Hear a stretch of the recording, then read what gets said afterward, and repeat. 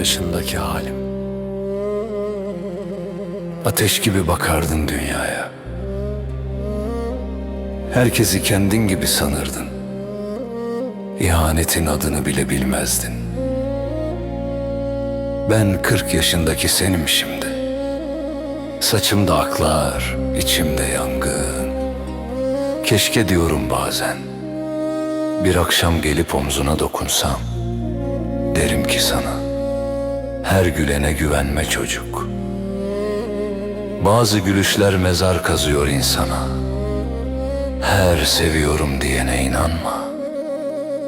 Bazı sözler var, İnsan ömür boyu yarım bırakıyor. Bak sen şimdi hayatı uzun sanıyorsun ama yıllar dediğin şey bir sigaranın dumanı gibi uçup gidiyor bir gün. En güvendiğin insan yabancı olacak sana bir gün. Uğruna dünyayı yaktığın biri seni tanımıyormuş gibi geçecek yanından.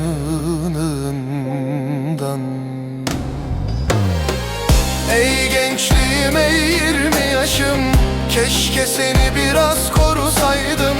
Her gelene kalbimi açtım, en çok kendimden yaralandım. Ey gençliğim, ey deli kalbim, sev dedin ben de inandım. Şimdi 40 yaşında anladım, insan en çok kendine yanar mı? Ey 20 yaşındaki halim, biraz kendini sev, biraz da susmayı öğren.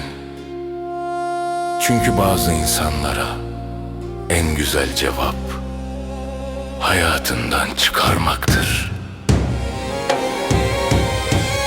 Ey gençliğim, ey 20 yaşım, keşke seni biraz korusaydım. Her gelene kalbimi açtım, en çok kendimden yaralandım. Bir gün 40'ına geldiğinde anlayacaksın çocuk. İnsan bazen en çok kendi gençliğine ağlıyor.